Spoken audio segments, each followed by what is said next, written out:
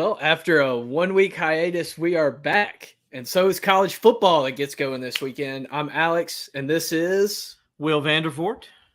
And we're all set for another episode of Off the Cuff with Alex and Will. Yeah, football's in full swing. We have real life football games this weekend. So we're going to talk about those and do predictions later in the show. But we got a lot of stuff we want to get to. Will's got a rant he wants to go on. To call out one of our good friends, Alex Turry, that works at Clemson Wire, about a list he made this week. We're going to do our college football playoff predictions, and then we're going to walk through this weekend's slate and see what games are coming up and what we think is going to happen in the college football world this weekend. Will, how you doing today? Man, I'm doing so much better now, buddy. Today was a pretty stressful day. Not going to lie. I'm not going to lie and say, I'm doing wonderful. It was a pretty stressful day. I didn't get to eat till almost 4 o'clock, so I was very hangry. I think that added to it, added to the stress. Had some things I had to get done. Had a press conference over at Clemson today with Brad Brownell and the Clemson basketball. We'll talk a little bit about that a little bit later. A very interesting thing as we got to talk to PJ Hall and a couple other players as well, and, of course, Brad Brownell. So pretty fun. But a very, very stressful day for me for some reason. And, by the way, the Clemson Insider, we have a story up about ACC expansion. We just can't stop talking about it. It's not a never-ending topic. Yeah, so we got a story on what the situation there is. If you have been living under a rock and you don't know what's going on with that, that's you go to the Clemson Insider, read my story about what's going on there. So, man, it's been a pretty crazy day.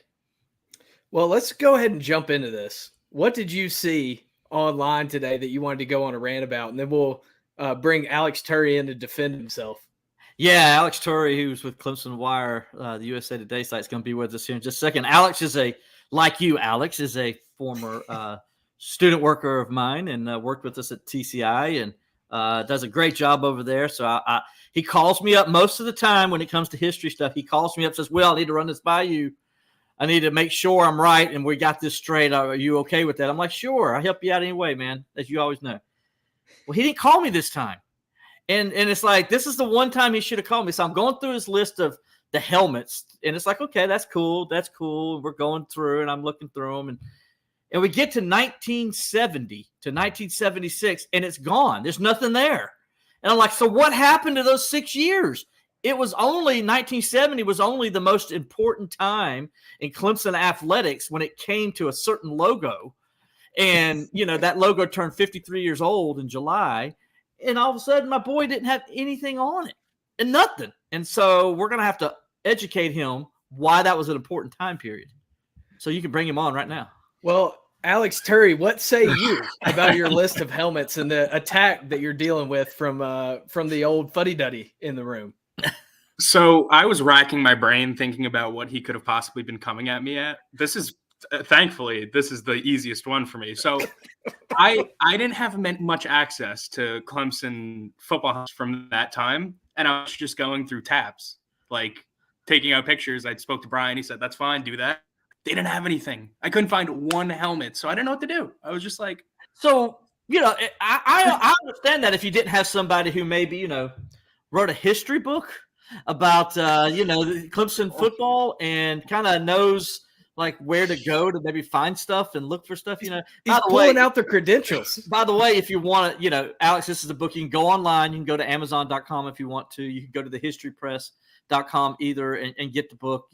Either way, I'm going to get paid. But if you want to buy this book, my friend, and, that way you would know the story of the tiger paw and what happened there. So I'm going to give you a little grief about it, buddy, because you could have called me and I would have told you.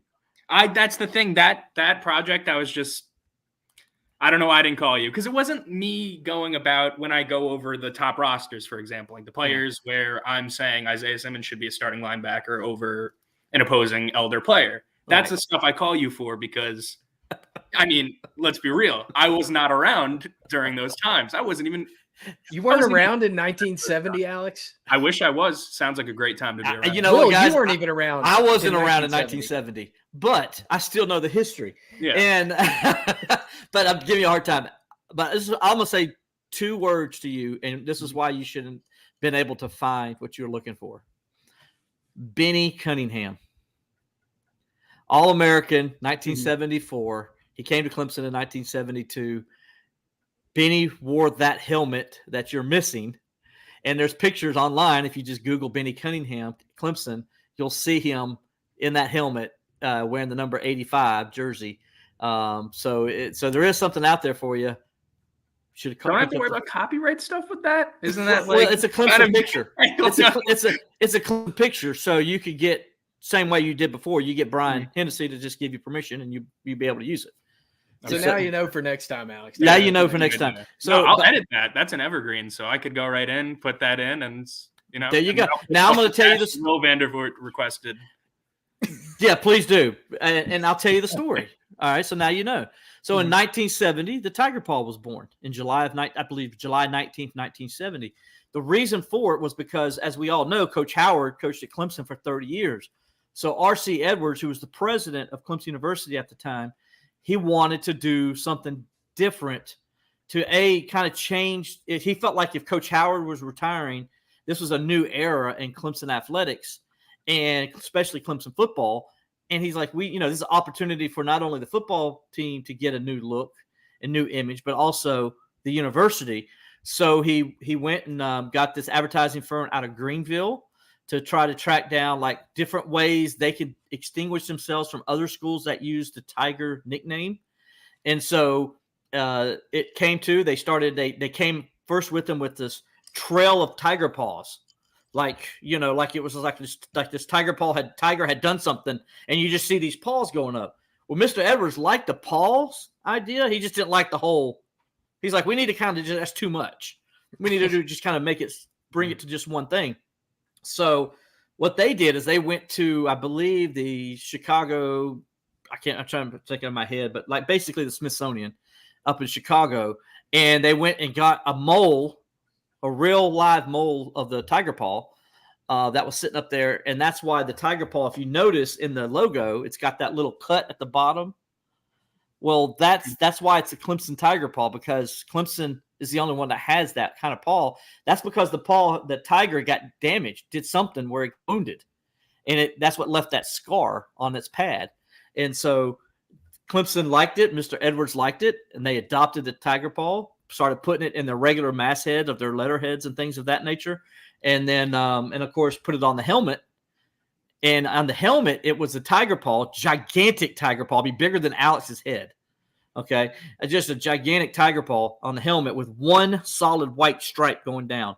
And that remained that way from 1970 to 1976.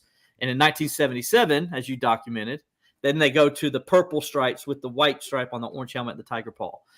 So Charlie Pell changed that up in 1977. So there's a little bit of a story, kind of a rough draft. If you want to read the whole story of the tiger paw and how it was born, you can go to get my book, Believe in Clemson Football. Doing my podcast. You can check that out too. Hidden History of Clemson Football, written by me, and it tells that story of how the tiger paw was born. I think it's on this bookshelf behind me somewhere, to be honest. Oh, you do have it. Well, good for you, but I'm in the other room. I'm giving you crap, and you got it right there. So you could have researched it right there. I think I sent you a picture of it right when I got it, and I said, I can't wait. I'm going to read it after my dad because my dad had to read it first. So your dad read it, then you forgot all about reading it, didn't you? Yeah, maybe. Yeah, possible. Alex, this is what we found out just now, right?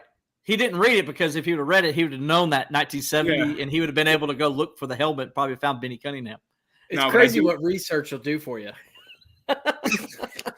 I'm just giving you grief, Alex. But that was our history minute with Will. But while we have you on, Alex, kind of transition for a second.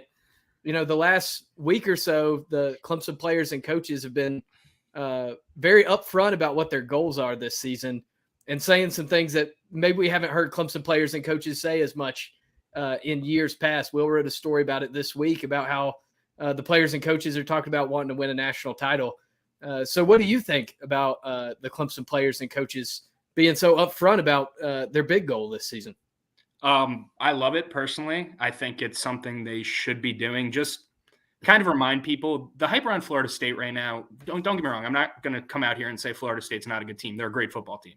They've got a ton of talent, but I don't understand truly why they're getting the hype that Clemson should be getting, because we have Garrett Riley now, who we've seen what he could do with TCU, SMU. He's an offensive, I don't like to throw guru because it gets thrown around too much, but he's an offensive mind. He's a great offensive mind. They should have that goal with the talent they returned, the defensive line they brought back. People are coming back for a reason. What happened when the last time people came back for a national championship? They won a national championship. So I just think that it's something they should be aiming towards. And I think it would be foolish not to aim towards that, because you're one game away last year. You're, in my opinion, one coaching decision away from at least a college football playoff. One coaching decision. That could be up to debate for some people. What in the world could you be talking about? I don't know if it's up for debate. I would say consensus feels the same way. Could have happened sooner rather than later. And I love it. I think it's the mentality they should have. I don't know why you wouldn't have that mentality. We're talking with Alex Turry from Clemson Wire. Will, was this kind of a surprise for you when you heard Cade and some other people in the team talking about winning a national title? Yeah, when you think about it, Barrett Carter came out. First of all, it started off with Tyler Davis mentioning it in the ACC Media Days back in July, and then Barrett Carter, his first interview, he mentions it. I believe Rook Roro mentions it. Trying not to leave. Sheridan Jones mentioned it. There was like people mentioned it. There was like 3 or 4 guys that mentioned it. So I was surprised by it, and I'll tell you why. Because, and I know you brought up the 2018 team, and you're right. That's why they came back, and everybody knows that's why they came back. But they didn't really just say that. We kind of knew it. I mean, yes, they're coming back to win another national championship. They want to leave their legacy, win 2 national titles in 3 years. Yes, okay. But they didn't really say it. The 2016 team never said it, right? In 2015, only Deshaun Watson said something about, yeah, I want to take this team to the national championship. He did that during a spring practice, and we're like, whoa, what? It just kind of like was like, whoa, what did he just say? So we haven't really heard a bunch of players come out through the years and do this. So this is a first. It's not something Clemson normally does because it's not on their list of goals. There's nowhere in that building does it say win a national championship in their building. So this was new, and it's interesting to me because, and I talked about this with Levon Kirkland on our podcast the other day, kind of puts a little extra pressure, I think, on them. They're putting own pressure on themselves, I think, and that's what I worry about, because if you lose that one game, guess what? Probably not going to go play in the playoff if you lose a game like other than Florida State. You could lose to Florida State early in the season and get there and get to the college football playoff. But if you lose to anybody else, you're not. And so you're putting this extra pressure on yourselves. And then what happens if it doesn't happen? What's your mentality as a team? How do you hold up on that? I asked Levon, and the reason I bring it up with Levon was because Levon and them did that in 1989. They go down to Tallahassee. They kicked Florida State's butt up and down the field, just ripped them a new one, right? It was like one of the best wins in Clemson history at that time. And then they're thinking national championship. Everybody's talking national championship and all this and that. And then they go to Duke a few weeks later, and they get upset at Duke. They lose 17-14 to Duke. And everybody's like, what the heck just happened? They turned the ball over 6 times, some crazy stuff. They had no business losing to Duke in that season. And then what it cost them was 2 weeks later, they ended up losing to Georgia Tech, a horrible Georgia Tech team that they had no business, definitely should have lost to. And I asked Levon, why did that happen? He says, we were so hung up on winning the national championship that when we realized we lost to Duke and we just lost it, he says it took us 3 or 4 weeks to get over it. And that's what I'm saying. And then once they got over it, and that team went on a run, man, I don't think anybody in the country was better than they were. But they ended up having that stumbling block. So it's so hard to win in college football, and it's so hard to say you want to get to this point and that point, and so many things can happen, a la South Carolina game last year. To me, that's just dangerous to put that out there. To me, that's my thought process on it. Yeah, I get what you're saying with it being dangerous, but I also see Alex's point. I like the confidence.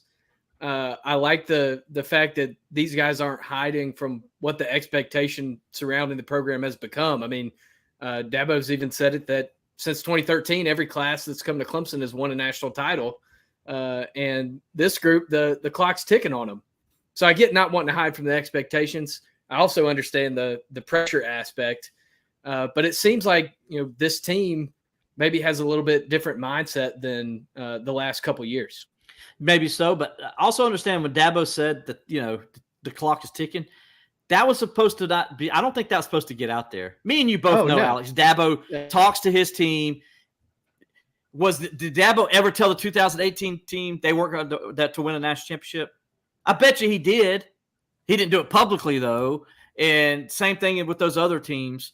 I think the difference was this got out there. And, and it's like – because I know Dabo talks to his team about – they can do this or that and stuff like that, but he just doesn't ever say it publicly. And as I pointed out to a lot of people, he technically still hasn't done that. Dabo he didn't realize that was going to get out there. But he still said it. He still said it, but he said it behind closed doors. Yeah. And there's a lot of things he tells the team that we don't ever hear, right? I mean, that's just fact. I think that's just a sense of urgency thing that everybody's understanding. Look at where Clemson football is right now. In my opinion, I think Clemson football is in a great spot. I think there's more they could be doing to push towards a better situation, but overall Clemson's in a great situation in my eyes. But at the same time, what happened last year? We needed a new face in the building. They brought in that new face. You think that new face is bringing a different type of energy where they feel confident enough to say this stuff, where the defense is like, wow, we're having the best I forget who said it the other day. It might have been Mickens, I think it was, said, this is thank you for bringing us competition. We needed this. Mm-hmm. So it's a whole different, just seems like a whole different environment when you bring in even one piece. I know I'm giving Garrett Riley a lot of credit. I just think he deserves that credit. I think much of this is probably the impact he's had, maybe not with words, just with action. Like, look at what we're able to do in practice. This is a different team than the one last year that was talented enough to make a run to the playoff. I don't know if they were talented enough to win a championship. It's tough to say things like that when you end the season like that.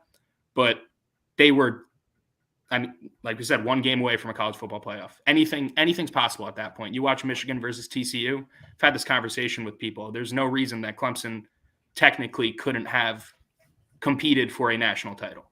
There's just no reason for it. So maybe it's just the changing of the tides in a way. It's Clemson adapting to the new style of football, the new generation of NIL and all of this transfer portal stuff that they're probably not going to use.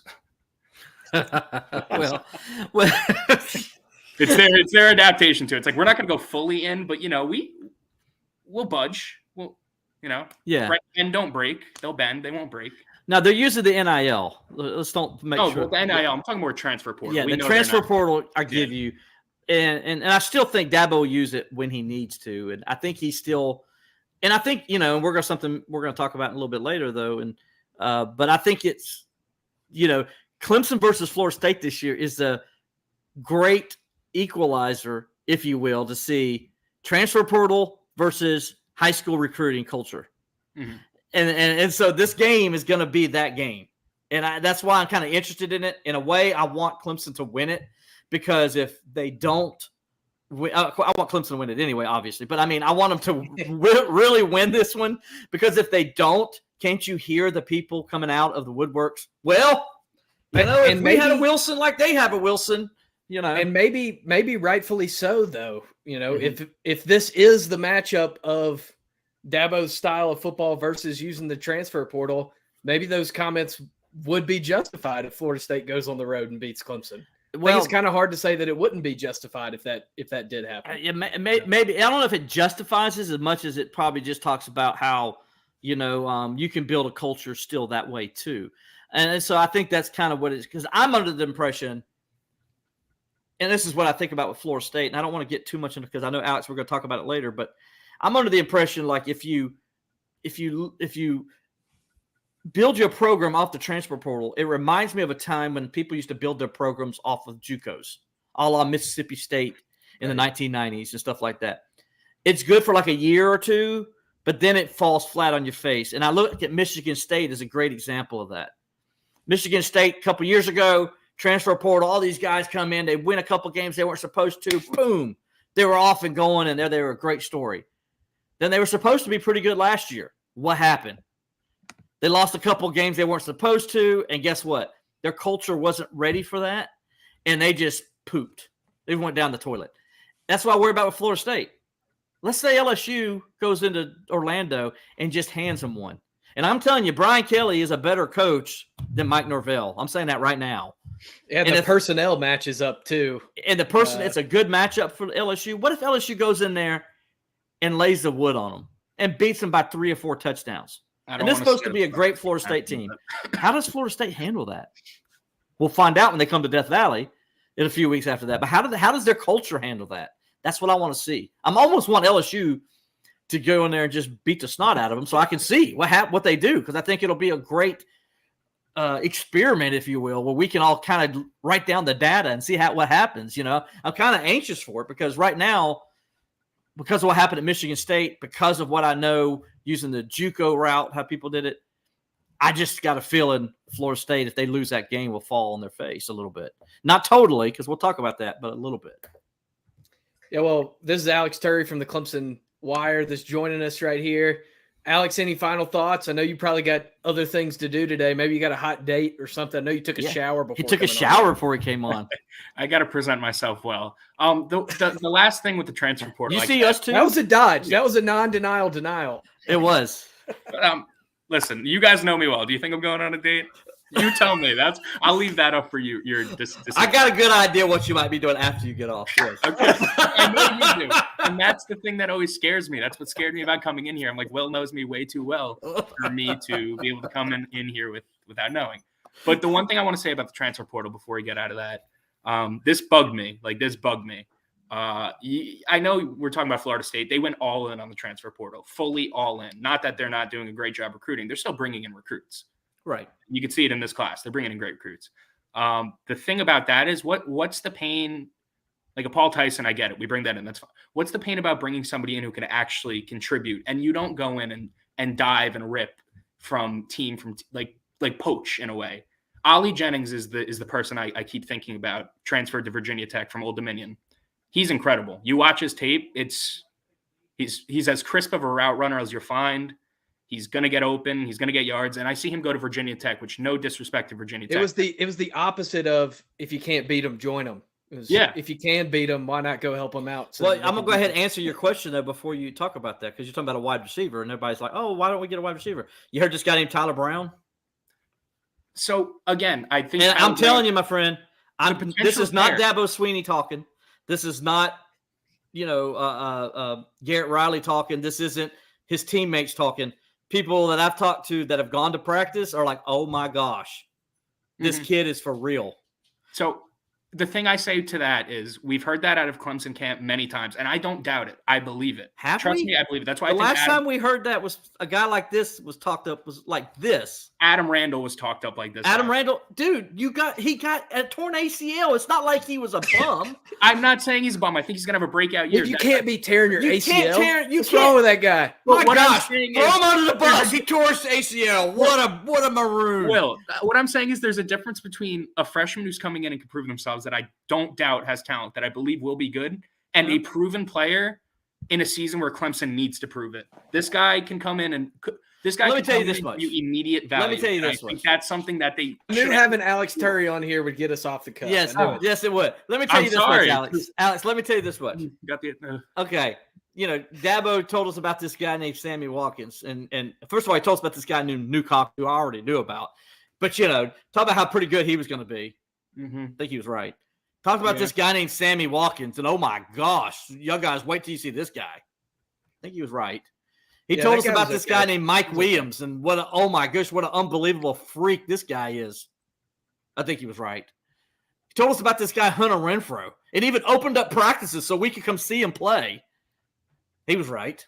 He talked about this guy named T. Higgins and talked about what unbelievable talent this guy's going to be and how great he's going to be. He was right. Then he told us about this guy named Justin Ross and how great he was going to be. He was right. So you get my point. If Dabo Sweeney and them are telling me this kid is going to be good, guess what? I believe it. Yeah, I get it. I understand. He told me Adam Randall's going to be good, and I still believe Adam Randall's going to be good. I think Adam Randall's going to break out this year. I think he's a name that people talked about too little this offseason. I agree 1100%. Then now why do you hammer Adam Randall? You hammered our boy. And he's like, because he tore his ACL. No. What I'm saying is football's unpredictable. You don't know what's going to happen. You have a proven guy out there with a quarterback that's young that could use that. Listen, all right, say a freshman doesn't work out. God forbid the freshman doesn't work. It's a freshman we're talking about. Not every freshman needs to be productive. There's people that, sure, come out the gates and they're ready to play. We've seen that. I mean, think about Justin Ross was magic, like magic. His routes are still watching his routes at the Chiefs. I really hope he succeeds. He's incredible. I think he's going to. Yeah, I think he can stay healthy. That's the thing. It's all about health. But you look at him in practice, you look at him in the preseason. You can't deny he's a baller. Oh, but, absolutely. Besides the point, I just don't think we should be in a situation where it's like, all right, this freshman needs to perform, or else this offense might not. Well, I don't think it's going to be based just on him. It's not. I think he just helps. The security of it. He gives it more depth that you didn't think was going to be there. Like, let's be honest. Of the freshmen we thought were going to come in at wide receiver and really help this team, most people would have said Noel Johnson. Am I right? Mm-hmm. And instead, they're not saying that. I haven't heard much about Noel Johnson at all, to be honest with you. Have you? Not in a while now. Exactly. So that's my point. And I've been at practices, and we're seeing Tyler Brown sitting there at practice, and he's on the second team. He's getting in there running with first team some. So, I mean, there's a reason for that. Mm-hmm. And so I think, he provides a little depth for you that you didn't think you were going to have with maybe some of those freshmen, because you never know. Like you said, you never know. How long does it take a guy to develop? And I'm not saying he's going to go out there and be Sammy Watkins in the first game, and he's going to run away from Duke and score an 80-yard touchdown on the first play like, Sammy Watkins did against Georgia. I'm not saying that's going to happen.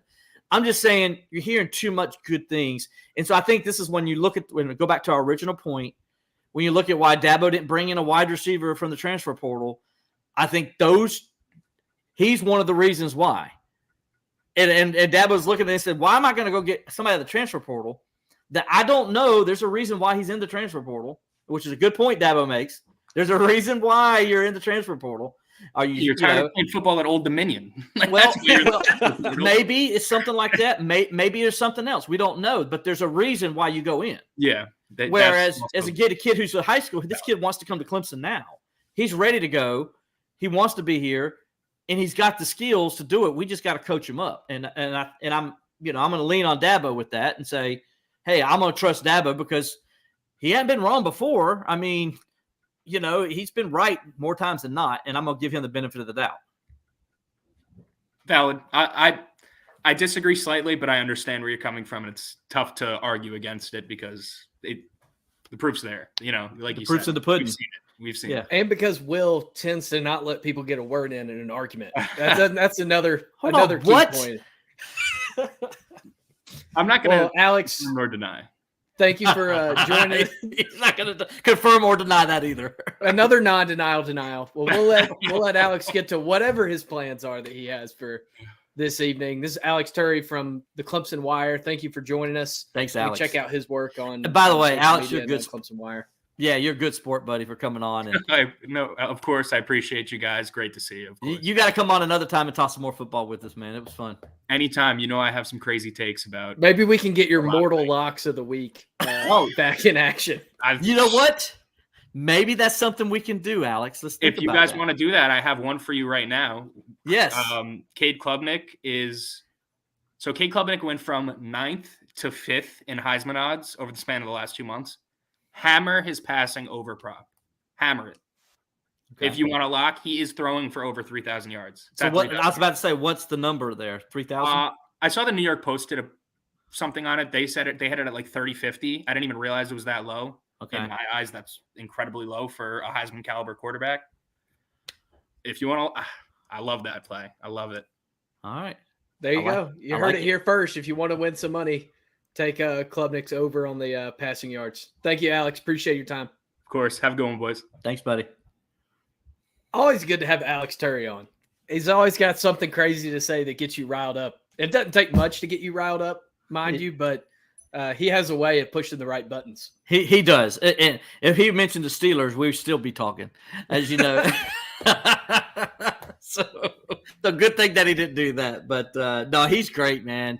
Turry's one of my favorites. And, you guys work together. Y'all work so well together, man. It was always so fun when you guys would work together. And I would be trying to just kind of make sure you're doing what you're supposed to be doing. Instead of just goofing off the whole time, which that was the biggest temptation. Yes. And I know we can't talk about it here, but that trip back from Atlanta was very entertaining.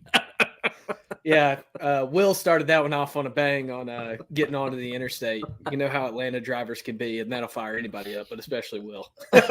Absolutely. Well, let's plow ahead here. Alex actually gave us a really good segue to the next thing we want to talk about, which we're going to talk about a few teams and whether it's just smoke or whether we think there's fire underneath there. And I think we should lead it off with LSU. Alex doesn't seem to think that LSU is going to go out and make a statement in Orlando to start the year. But I know that you have a different opinion, and I tend to also. So with LSU, do you think it's all this talk in the offseason? Do you think it's smoke, or do you think there's some fire there? No, I think there's definitely some fire there. I really like, listen, Brian Kelly doesn't get enough credit for how hard it is to coach at Notre Dame. And he put Notre Dame, it's not easy to recruit to Notre Dame. I know people think it is, but it's not. Notre Dame's very It's cold. First of all, it's cold, but it's also a very strict school. So there's certain things, that, and it's a Catholic school. I mean, come on. So there's things that you got to do when you go to Notre Dame that you don't have to do at other schools, right? And then there's this academic standard that they have at Notre Dame, and I get it, but it's a lot more pressure than what you would get at another school that's not a Catholic school like Notre Dame. And then like you mentioned, it's cold. It's it's not, you're not playing in the SEC all the time. You do get to go play weird road trips. You have to go play a game in Dublin, Ireland. Exactly. So there's a lot of things. As much there's benefits at playing Notre Dame because of its history and all that stuff, there's also a lot of things that go against it. And I've always, and our friend Matt Freeman, who works with Irish Sports Daily, he'll come on here. We're going to try to have him on for the Notre Dame game later this season. But he's the one that kind of told me and you a little bit about this, how difficult it is to recruit at Notre Dame. It's not as easy as it is other schools. And I think Brian Kelly doesn't get enough credit for that. Taking 2 teams to the college football playoff. He took another team to a national championship game appearance. I mean, they did perform well in those games, but it's still a heck of a difficult road to get there. Yeah, it's a difficult road to get there. And he went undefeated twice. He went 12-0 in 2 of those instances to get there. I think he doesn't get enough credit. When I look at this LSU team, you look at the quarterback situation. I think they're better this year than they were a year ago. And remember, when they played Florida State a year ago, they were just trying to figure things out. Well, Florida State had a coach that's been in place for a few years. They kind of knew the system and what they're doing. Well, that wasn't the case with, with what Brian Kelly had at Notre Dame. LSU. He was in his first year. He's trying to get everybody to get on the same page with him. First game, and you got to play Florida State right out of the gate, right? I mean, come on. That was a difficult game to play right out of the gate, your first game as a head coach. And I thought, what is it? They had 2 muff punts, Alex, in that game. 2 muff punts and a blocked field goal. Field goal. Yeah. And they still were lining up at the 1-yard line with a chance to win the game. Yeah. So I don't know. I think LSU, they bring back 8 starters on offense. And I mentioned the quarterback situation. They got Jaden Daniels back, who's an electrifying player who could do a lot of different things. I think LSU, they're going to contend for the SEC West. I think I wouldn't be surprised if they win it again. People forget that LSU won the SEC West last year. So they're better this year. So why wouldn't they win it this year? Well, I mean, and look at their competition in the West. I mean, this isn't the West of 4 years ago. You have an unproven Alabama team, an unproven Ole Miss team, a really unproven Texas A&M team. The road's a little bit different through the SEC West now compared to what it was a few years ago. Georgia's the king of the SEC now that you have to go beat. But, even looking at last year, I mean, Brian Kelly's the first coach at LSU, or the third coach at LSU to win 10 games in his first year. He's got a much better situation, like you're saying, than when he was at Notre Dame. It's a lot easier to compete for national titles, to compete for conference titles at LSU and win rings than it is at Notre Dame. And again, the talent all over the board. I think there's fire there, and I'm excited to see what they bring to the table this year. I think that they're a team that, if we're sitting here in January and there's confetti raining in Baton Rouge, I wouldn't be surprised. That's the kind of team that I think they're bringing back this year. And if a guy like Ed Orgeron can win a national title at LSU, you can't tell me that a coach of the caliber of Brian Kelly can't do the same.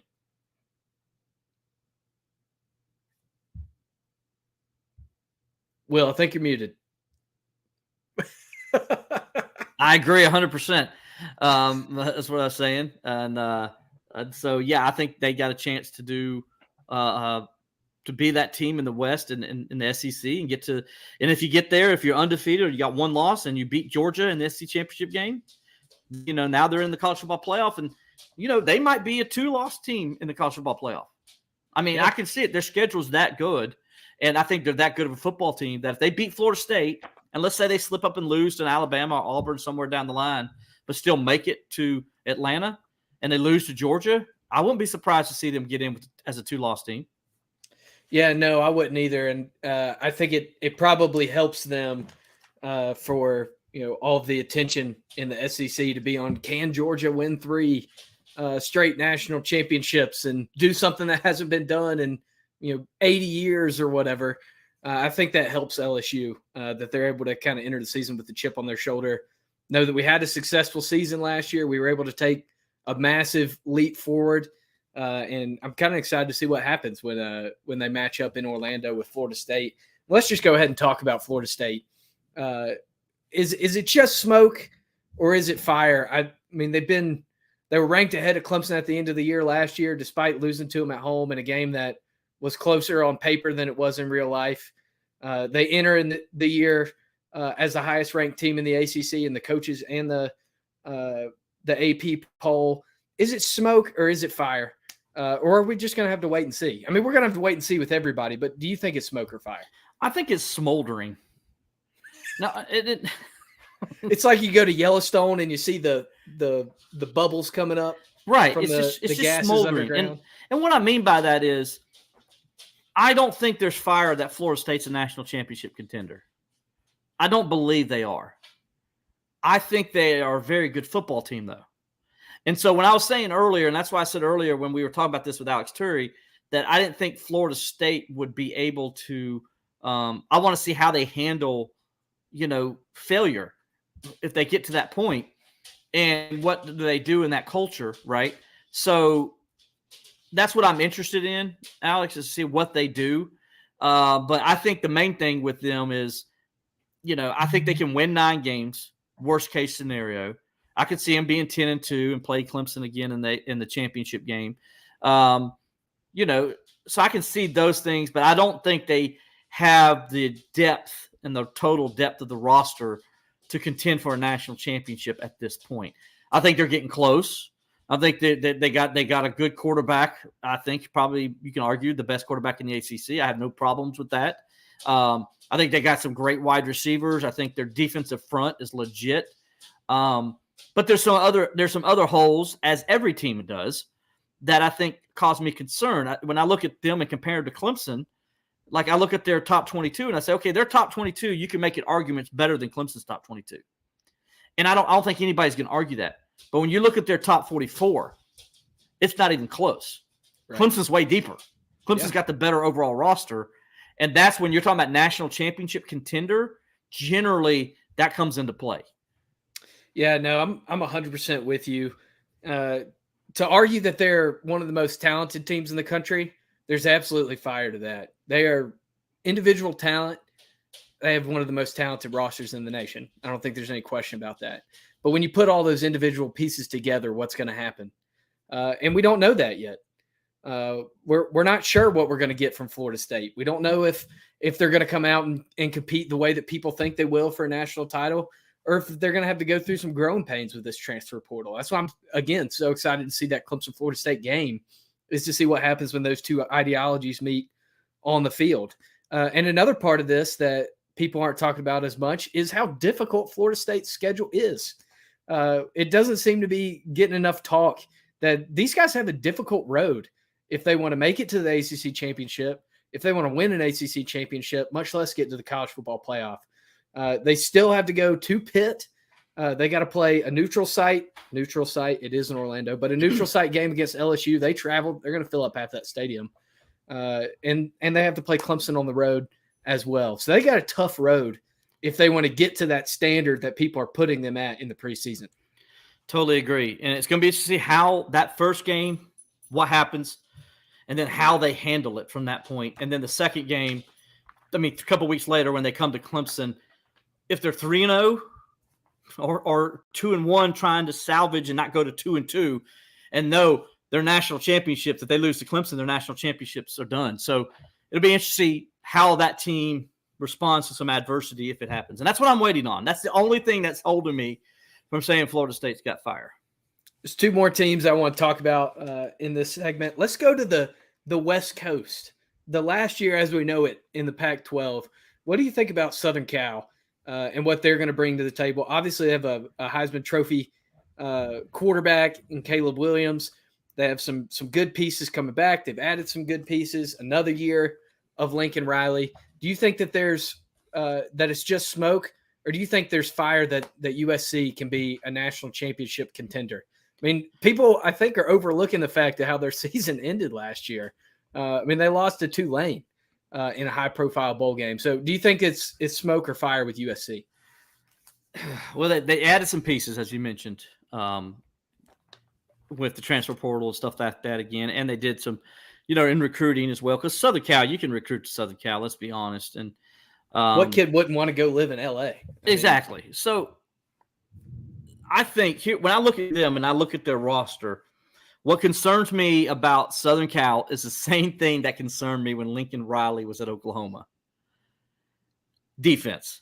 Yeah. They're going to score 30 or 40 points on everybody. And then we're saying, well, hey, if they score 40 points, they should win. They should win most games. Not so fast, my friend, as our great Lee Corso says.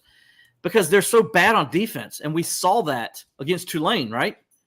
We saw that. They couldn't stop a nosebleed last year. And they only bring back 5 starters from last year's team on the defensive side of the ball. And, I'm just like, okay, what is giving me confidence that they are going to go out and be better on defense and be a true national championship contender? There's another person here in the upstate who likes to say, and I kind of agree with him on this, if you're going to be a national championship caliber team, you have to be a top 25 offense and top 25 defense. Yep. You have to be. That you can't be one and not the other if you're a true national championship contender. When Oklahoma had those good teams there with Baker Mayfield and those guys and Kyle Murray a few years back, the only thing that's holding them from being a true national championship contender was their defense because they just weren't a top 25 defense. And the same thing here, they're not a top 25 defense. And because of that, I don't see how – now there's been exceptions to the rule. LSU was the exception to the rule. Auburn in 2010 was the exception to the rule. But in most cases – if you're a true national championship contender, you have a top 25 defense and a top 25 offense. And generally, if you don't, you can get to the college football playoff, but generally that is proven, right? Like Clemson did, to Oklahoma in the 2015 college football playoff. I mean, it was obvious, right? Who was the better team because Clemson had a better defense, and that's going to be shown in those kind of games. Yeah, USC has a weird schedule too. I mean, the first half of the year, they play the School of the Deaf and Blind every week. San Jose State, Nevada, they may play Stanford. They may play ACC new member Stanford there. What are you talking about? This is how they open the year. They open the year hosting San Jose State, Nevada, and Stanford. Then they travel to Juggernaut, Arizona State, and to Colorado, who doesn't even know if they're going to have enough players to step on the field next week. And then they got another home game, another tough home test against Arizona. But in the back half of the year, now they're 6-0 to start the year. Things ramp up really fast. They go to Notre Dame. Loss. They've got a home game against Utah and Cam Rising, who's a dang good quarterback. Loss. They travel to Cal. Win. They've got Washington at home, who don't sleep on Washington. Michael Penix Jr. is legit. Yeah. And then they got to go to Oregon and see if Bo Nix can back up all these banners that they're putting around the country before the season starts. And then a rivalry game against UCLA. So that back half, that is no soft serve on the back half of their schedule. I like that. No soft serve. No, it's not. they're 6-0 to start off the season, without a doubt. And then, like you said, I can see 2 losses, maybe 3 in those last 6 games. Yeah. Yeah, I mean, I wouldn't be shocked to see it at all. Yeah, instead of soft serve, they got Rocky Road. On the back I just half. don't think they're. I'm with you. I don't think they're a championship team because like I mentioned the issues on defense, and then B because of their because of that schedule on the back half. And then the last team I wanted to talk about in this is Michigan. What do we think we're going to see from Michigan this year? They bring a ton of production back. They're missing their head coach for the first 3 games when they don't play anybody. Yeah, they don't play anybody. Their schedule's not super difficult. What do you see from Michigan? Do you think there's smoke or fire in Ann Arbor? Oh, I definitely think it's fire from Michigan. I don't think they're a team that's I mean, they've been to the college football playoff each of the last 2 years. They've smoked Ohio State both years. And they get them in the big house again this year. They could win that game 3 years in a row. Wow. The question comes, does Ryan Day keep his job? Yeah, does he survive if he loses 3 years in a row to Michigan? Because we've seen Ohio State coaches in the past get fired for losing that game. So I like this Michigan team because I think they bring back an experienced quarterback, right? They bring back a big offensive line. They got a great running game. And then, they play mostly in the Big Ten, and Big Ten teams do the same thing Michigan does. And Michigan's as good as anybody at stopping the run and running the football. And so it's a perfect setup for them. They're not challenged until they get to the college football playoff. Now, but they would be Big Ten champions. They would have beaten Ohio State again. And so I would say, yes, they're fire. I think they are a national championship contender. I don't know if they can win it, though, if they were to play Georgia and Alabama or somebody of that nature. So, it's going to be interesting to see what goes on. Does Michigan take that next step now? We've seen, we've wondered, is Ohio State going to take that next step? And since that first year of the college football playoff, Ohio State hadn't. Right. I mean, they've lost to Georgia. They've lost to Clemson. They've lost to Alabama. I mean, so, we thought Ohio State maybe took that step when they beat Clemson finally. But, they haven't seen it since. We haven't seen it since. They lost. It seemed more like lightning in a bottle than it did like a turning of the tide. Correct. No pun intended there. Yeah, well, it's really easy because I'm watching a thunderstorm out my window. I don't know if you guys can hear that on the pod. But, I did hear a little thunder. But go ahead. What do you loud think? Up here in western South Dakota? But I think Michigan, I'm right there with you, 100% fire. They bring back too much talent on both sides of the ball. And with Harbaugh being out 3 games, I think he added chip on the shoulder to that team too. Yeah, it's Michigan versus the world. They don't want us to succeed. They suspended our coach for 3 games. So you add that into it too. And I think that it brings even more to the table for them. JJ McCarthy is legit. 208 for 322 with 22 touchdowns and 5 picks last year. He's a beast. The last 2 years, he didn't even know if he was going to be the starter. He was going into battles in fall camp. And this year he knows he's the guy. He's the only guy.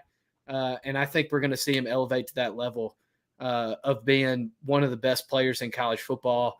And, but again, like you said, the question is still around Harbaugh is, can he win the big game? Yeah, he's beat his rival. He's figured out how to win that big game. But can he win the big game in the postseason? I don't know if we know that yet. I don't think we do. Maybe they surprise us. I mean, they bring back all the pieces to do it. But are they going to be able to go up against a good Southern team in the college football playoff and get it done? So we'll see. And that's a great segue, too, in our college football playoff predictions. Will, let's do it like the committee. Go 4-1. You go 4, I'll go 4, 3, 3, 2, 2, 1, 1. So 4-1. Who are our playoff teams? Okay. Man. Unless you want to go 1-4. Going to 4-1 makes it hard. No, let's do this. It's kind of fun to do it. We'll play off of this. Hold on a second. Just let me get my, because I got my teams I want to do, but going 4-1 makes it interesting. It makes it a little different, okay, than what I was expecting. I think number 4 for me is going to be LSU. Are we going to do all my 4, or are you going to do yours too? You do your 4. Just explain why you have them at 4. Okay. Well, I have them at 4 because I don't think LSU is going to win the SEC, but I think LSU is going to be a very good team. I think they're going to win the West. I could see them going undefeated and then losing to Georgia in the SEC championship game, or being a 1-loss team and losing to Georgia, and maybe being that team that gets in with 2 losses. But I could see LSU as my number 4 team right there. My number I'll go. Go ahead. My number 3 team. My number 3 team is man, this is hard. I'm going to go Ohio State.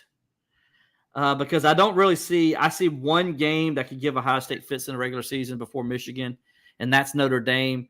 But I think they can win that game over Notre Dame. I think they're better. They got a better roster. They got more weapons, I think, than Notre Dame does. And so I can see Ohio State winning that in a close game, giving them that big win that you need to kind of help you get into college football playoff, even if you don't win your own conference. And they're not going to win their conference. I think Michigan's going to win it. And that tells you who my number 2 team is, because we just talked about them, and I thought they're going to be in the college football playoff, and that is Michigan is my number 2 team. Now keep in mind, this is my 1 to 4, so doesn't mean that LSU, Ohio State, and Michigan are going to play again, because they're not. Committee won't allow that. Oh wait, so you're not going? Are you going 4-1? I'm going 4-1. LSU is number 4. LSU 4, Ohio State's 3. Michigan's 2, and number 1 is Georgia.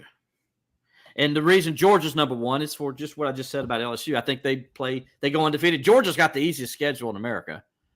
Yeah. I'm sorry, SEC homers out there that's about, the SEC, we're the greatest. Yeah, Georgia's got such a hard schedule, and they're not one of them. Yeah, they're not one of them. I mean, look, the SEC, like LSU and Alabama, they got hard schedules, stuff like that. Georgia does not have a hard schedule. It is going to be – they're just going to coast into the college football playoff. So I got Georgia as number 1, going undefeated, continuing that win streak that we in this area hate to see. But that's going to be the case. I say that because Clemson – I live in Clemson, and they don't like seeing Georgia do good in anything.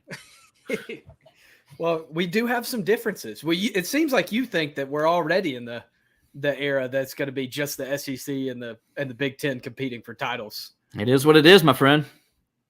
Yeah, so I don't know if I think we're there yet. In the future, I think when there are some moves made, I think that's definitely where we are. But I don't know if we're there yet. it's hard for me to say there's somebody else better than those 4 teams right now. Yeah, those are the top 4 teams in my opinion. And you notice who's not in there. Oh yeah, and it's not Clemson I'm talking about. It's the other team that's been in the college football playoff a lot. That's not in there. Alabama. That's right. Yeah. So this would be the official end of the Alabama reign of supremacy. I would think so. College football, because that'd be 2 years. If you don't think it's already over. If people don't think it's already over, but that means Nick Saban's going to go out there. They're going to beat LSU by 100 points, and they're going to go be back playing for a national championship this year. That's what they're going to play all 4 of those quarterbacks and win with each of them. Nick Saban's going to be laughing all the way. It's just possible. He seems loose. He seems loose in the preseason. He does. Which is always dangerous. Go ahead. So I had some differences in you. Okay. We have 2 of the same teams and 2 different teams. Okay. So my number 4, and maybe I'm just swayed by all this talk over the last couple of weeks. That's coming out of about 10 minutes down the road from you. But I think just looking at Clemson's schedule, that I think they can beat Florida State twice if they have to. I don't even know if they're going to have to. I think that they might only have to play them once. I'm with you on that. I think Clemson still loses a game in the regular season. That's why they end up 4. But I think that they'll be entering the playoff as a 12-1 team. That's an ACC champion, and that they'll sneak into that 4 spot. And number 3, I have LSU as a team that was second in the SEC. I have Michigan at 2. I think they beat Ohio State. I think that Ohio State's kind of in an identity crisis, and maybe people are overseeing them. Maybe. So We'll here's see. your 2. So you're giving me a surprise if you say 2 of the teams are different. And right now, the only different one on here is Clemson. So different spots. Okay. I was about to say, what do you tell? Who's going to be your surprise number 1? Number one's also Georgia. I was trying to say we have them in the same spots. We had two in different spots because I had LSU at 3 and Georgia at 1. I agree with you 100%. It's Candyland for Georgia to make it back to the national championship. I think you could play quarterback for Georgia this year. I think I could. And they'd still make it to the national championship. So, yeah. I'll bring back the power I, and I can still make it to the national championship. I don't know. Now, I'm not saying that this is going to be the predicted order of finish in the playoff. I'm saying that this is, when we do the selection. This is your top 4. Yeah, when they do the selection, this is who they're going to have there. Right. So I got Clemson, LSU, Michigan, Georgia. Yeah, and Clemson being your number 4 in that situation. Yep. I mean, I'm okay with Clemson. I think Clemson could be a college football playoff contender. I had no problem saying that. I think they're right there. I think, when you get to number 3 on this list, I think 1 and 2 is no-brainers in my opinion. It's Georgia and Michigan. I really believe that. And then I think 3 on down, I think there's 6, 7 teams that are in that conversation. And Clemson's one of them. I think Florida State is one of them. If Florida State wins the ACC and they beat Clemson, I think you put them in that conversation. I think, obviously Ohio State, as we mentioned, is in there. You can look at Alabama, would still be right there, I think, if Alabama can figure out that quarterback situation. I'm kind of apprehensive saying Southern Cal. I still just don't believe they're a college football playoff team. I don't believe Southern Cal yet either. And I think we kind of demonstrated that in the last conversation. Here's a couple teams people aren't talking about that I think could be that could wreck our parties. Penn State and Tennessee. I think Joe Milton at Tennessee could be very dangerous, and he's my dark horse Heisman Trophy winner. He really is, because I think he's got such a live arm. And that offense is so wide open. Goodness gracious. Yes. He flicks the ball and it goes 60 yards. Exactly. He's got one of the strongest arms I've ever seen. Now, that doesn't mean, he can complete every pass or whatever. That doesn't mean that. We know that. We've seen that a la DJ Uyunglele at Clemson. But what I did see against Clemson was pretty impressive. And if that offense is going full tilt and he's got a full complement of wide receivers, that could be a dangerous team. Tennessee could be. So Tennessee's a team I look in there. And like I said, you mentioned another one, Washington. That's another team. Yeah. Kind of Washington, don't sleep on them. I think that, honestly, in the Pac-12, when I look at which teams I think have a dark horse shot of getting into the college football playoff, I don't even look at USC as being one of the top 2 teams I see in that conversation. Mm-hmm. I see Washington and I see Oregon. Mm-hmm. They bring a lot of pieces back. Washington, Michael Penix Jr. is a dog. I don't understand, and not just because he plays for the Huskies. I don't understand why he doesn't get more hype. The kid's incredible. He's able to use his legs. He can make all the throws, and it just seems like they have a really good situation up there in Washington. And then in Oregon, I don't know if I'm sold on Bo Nix still, because it's such a Dr. Jekyll, Mr. Hyde. Looked good last year, buddy. I mean, the guy has all the talent in the world. And he has the X factor, but then he just comes out one week and he looks like, Johnny Hot Dogs or something. I mean, he just looks terrible every couple of weeks. So those are 2 that I think could be in that conversation. Obviously, you just said one of Alabama. You can never take them out of the conversation. No. So those are probably my 3 that I think are dark horses. I'm not as sold on Penn State. Maybe we could talk about that next week. Because we still got some other stuff to do, and we're already running over time. Imagine that. We got off the cuff. We added a third person.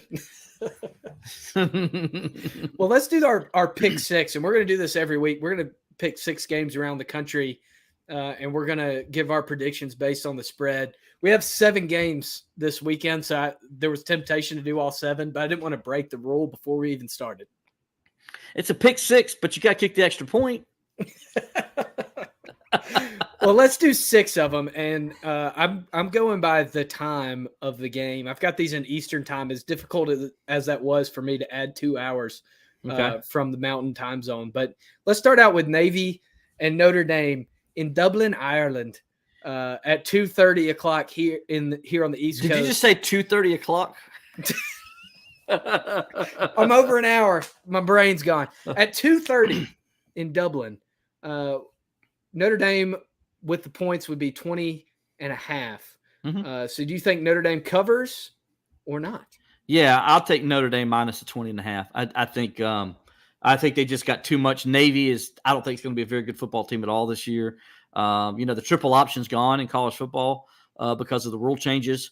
I think Navy struggles because of that. And, they haven't been very good the last several years. So it's not anything new. And they got a new coach, and they're trying to do some different things up there at Navy. I think Notre Dame's just too much for them.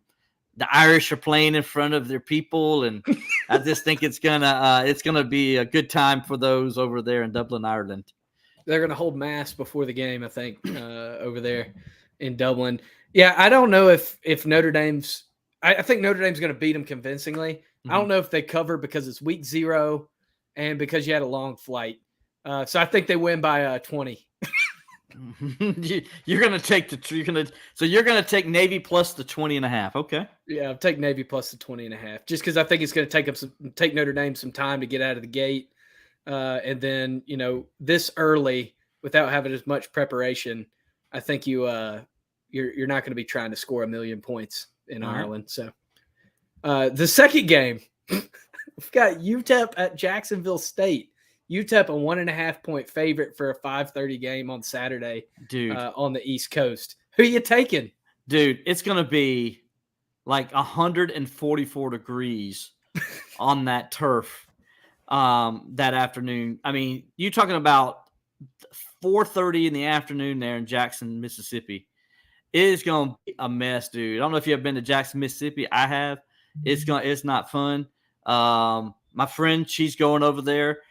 She's got she works for CBS Sports, and so Angie will give you a little shout out. She's going to be working the stats for that game. Well, that's in Jacksonville, Alabama. Excuse me, Jackson. I said Mississippi. I'm sorry, but it's the Alabama. same deal. It's still hot. Same deal. Yeah, my bad. I'm glad you caught me on that. But anyway, it's going to be 98 degrees, dude. It's going to be 150 on that field. I feel for those players, man. Please, guys, drink a lot of. There's going to be some cramping going on and everything. Yeah. Please drink a lot of water. But go ahead and so I'm going to go ahead and take the upset. Give me Jacksonville State to pull off the upset here. Yeah, I think I've got to do the same thing for a couple reasons. One, I had lunch with a guy this week that played at Jacksonville State. Mm-hmm. And two, my guy, Hot Rod McDowell, is coaching down there. Yeah, we go. So I'm gonna go with the Gamecocks to win that one. So you're telling me a Clemson Tiger is coaching the Gamecocks? Yes. Wow. Yes, indeed. Everybody should know Hot Rod McDowell. They should know he was a 1,000-yard rusher at Clemson, the 13th in the history of Clemson football, by the way, to reach 1,000 yards. So Hot Rod was a good one, man. He was a good guy. He still is a good guy, I should say. And he's a stand-up guy. So I'm going with the Gamecocks in that one, same as you, outright. The only time we might both pick the Gamecocks. It might be. I think I could probably pick them to beat Vandy. well, let's go with this one right here. UMass at New Mexico State.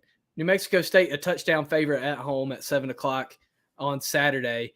Starting quarterback for the Minutemen is former Clemson quarterback, former Georgia Tech quarterback, who me and you met at Hogwarts, Tyson Pumachan. And his high school literally looks like Hogwarts. I don't think I've ever seen a more beautiful high school campus. It does. It literally does look like Hogwarts. I thought like all of a sudden I was in a Harry Potter movie. If it was just grungy and dark outside, like there was like some wizard was going to come in and attack the school, that's the only thing that kept it from not looking like Hogwarts. I didn't say Voldemort. I didn't say it. You didn't say it. I'll show up. He whose name we shall not say. But it did. UMass, look, they're better. They're going to be a little bit better. They're not much better. I'm going to go ahead. Give me New Mexico State minus the 7 until I see UMass actually show some life and be a college football program. I am not going to pick UMass to win. So give me New Mexico State, not to win. I mean to cover. Give me New Mexico State to take that minus 7 there. Yeah, I'm with you. UMass, they've just been so bad for so long. I'm not sold on them at all.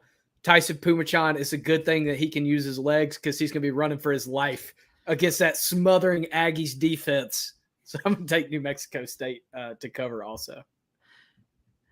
And here's our other one, Bart Boatwright. If you're tuning into the show, this is for you. And I think Will was doing some insider trading over there. Got the Ohio Bobcats at San Diego State. San Diego State, a 3-point favorite at home, 7:00 on Saturday. This game is a little closer than we thought, right? I mean, money line's tight. I mean, this is a pretty tight game. I thought San Diego State was supposed to be pretty decent. You know, the Aztecs over there at San Diego State in the beautiful San Diego, which, by the way, got a tropical storm hit it this past week with Hillary. First time ever in the history of the state of California that a tropical storm hit the coast. So this one's tough. I'm going to go with the Bobcats here.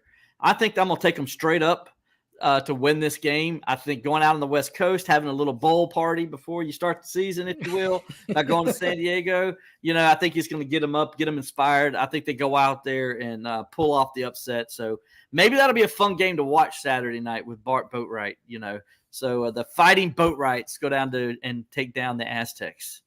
Not so fast, my friend. Watch out for the Aztecs. You got to fly from Ohio to sunny California. You're not used to that beach weather. You're distracted by the girls on the beach. I got San Diego State winning that one at home. Okay. Yes. Sorry, Bart. Yeah, but you got to understand, San Diego is not like a place where you go and you got a bunch of girls on the beach laying around. It's cold. You got retirees. It's cool. It's cool. So it's not like Myrtle Beach where there's 150 degrees outside. It's like 80 at best. I mean, it's just a different culture, man. They're not used to all of the distractions in San Diego. The players are going to be missing curfew. Yeah, they're going to go watch the seals on the beaches. That's what they're going to go do. The sea lions, if you will. They're going to be out in La Jolla Cove. They're going to be heading up to Torrey Pines. They're going to be trying to play golf at Pebble Beach. Now that is a possibility. Now that's what I would do if I was too many distractions. I know that I wouldn't do well in a football game in San Diego. So but there's different reasons why me and you wouldn't do well. All right, next on the docket, we've got Hawaii at Vandy with no end zones, construction going on all around. What do you have here? Vandy, a 17.5 point favorite in their home stadium that has about 20,000 less seats than it normally does. When was the last time Vandy was a 17.5 point favorite? That's a great question. They have shown I marked would love improvement. to know that answer, right? I would love to know when that happened last. I remember last year's game, though, and Vandy just beat the snot out of them. What was it, 63-3 or something like that? Yeah. So Hawaii's now going overseas. I mean, coming over to the mainland. Well, they do have to go overseas. Excuse me. They're coming over to the mainland, though. But they do have to go over a sea to get there. So I guess. I mean, maybe they played inspired for what happened over there in Maui. And maybe there's some. But in the end, I think Vandy's just, as weird as this is to say, Vandy's just too good for them. So I think, give me Vandy minus the 17.5. I think they win by at least 3 touchdowns. Yeah, I agree. Vandy, they don't need those 20,000 extra fans in the end zone. They're going to do just fine with the people that are going to pack that place to the brim because, they're known for a hostile environment over there in Nashville. Absolutely. Nobody's going to be on Broadway. They're all going to be in the stadium. And I think Vandy's going to get the win at home. No sarcasm involved there. No sarcasm. No, none at all. No sarcasm. But I tell you what, everybody be over on Broadway because that's where I would be if I was in Nashville. I wouldn't be at a football game. I can tell you that much. Music in a honky tonk. Head over to the Ryman, catch a show. Dude, we got to do that sometime, right? That's something we got to do. That's like our boy Connor Clemens is down there. Good Clemson guy. Loves Clemson. He's a heck of a country music artist living in Nashville. We go hang with Connor. Go out and on Broadway. I think it's got to be a road trip one year. Hey, mark it down. Yes, mark it down. Clemson Vandy, home and home. It'd be a lot of fun. Absolutely. All right, and then the final game that we'll talk about on the weekend, another game that's set to be just a thrilling neck-and-neck matchup. San Jose State, whose stadium you have been to. I didn't get to go. Yeah. To their stadium with wooden bleachers. Let's just say that I wasn't impressed with let's just say It's your favorite stadium on the West Coast, isn't it? The San Jose State. Yeah. That was not like I even forgot it was a stadium. That because it just seemed like a practice field to me. I hate to say that, but because it wasn't much of a stadium. But yeah. My favorite stadium, your favorite stadium. We got to see Clemson special teams, which turned out to be a huge play in the game. It did. You were giving a mess for showing you the special teams. I was giving them the crap. Thing that mattered most. And we actually saw. We're like, hold on, they practice against that. Remember, we asked Brent Venables about it and I was like, did you know? Did you know that play was happening? He says, I'm not going to comment on that. San Jose State going against the big boys in a matchup of mythological warriors. Driving 6 hours down the coast there. Taking the PCH. Yeah. Hair flowing in the wind. Yeah, man. Sounds rough. I think Caleb Williams and Southern Cal, they get this thing rolling early with this cheesy schedule they got in the first half of the year. This Southern Cal team, because they're ranked number 6 right now, and the way they're going to win games early, they're going to be like number 3 or number 2 in the country by the time they get into the big boy games. So there's a grasshopper or a praying mantis. Wow, on my leg. That heck out of me. Yeah, that's what happens when you're in South Dakota. I've never seen a praying mantis this close. It's kind of scary, unnerving. Just don't look it in the eye. But anyway, so yeah, give me Southern Cal minus the 30.5. Yeah, I got the same thing. So it's all going to come down to the biggest game of the weekend. Ohio at San Diego State to see who gets the edge in week 0. We're going to have some better games to pick the rest of the year, but hopefully we have fun. Regardless of what games are going on, college football is back, and we are thrilled. Absolutely. And by the way, the Steelers are playing right now, and I didn't even realize that till somebody just told me. One of my friends just sent me a heck of a throw. Didn't say heck, but just said a heck of a throw. So obviously the Steelers just did something in the final preseason game. So obviously I'm going to go check this out later. Yeah. Well, you do that. Thank you guys for joining us on Off the Cuff. We had a bunch of fun. Thanks to Alex Turry for hopping on the program and dealing with Will maybe being a little condescending. I don't know. You'd be the judge. Imagine that, me being condescending. Never. But again, if you want to be a sponsor of the show, email us offthecuffsn@gmail.com. We'd love to plug your brand. Follow us on social media, offthecuffsn on X, on Instagram. We have a Facebook page as well. And make sure that if you're on YouTube, like and subscribe. We are on Apple Podcasts, Spotify, Amazon, wherever you get your podcasts. Make Twitter. Sure X. Oh, X. Sorry. We're on X. At Steeler Will, at Alex Dodd Show. But make sure to download, follow the show if you're on Spotify, share it with your friends. Starting to pick up some traction, having some good guests, and there's going to be plenty more where that comes from the rest of the year. So for Will Vandervoort, I'm Alex Dodd. Have a great weekend.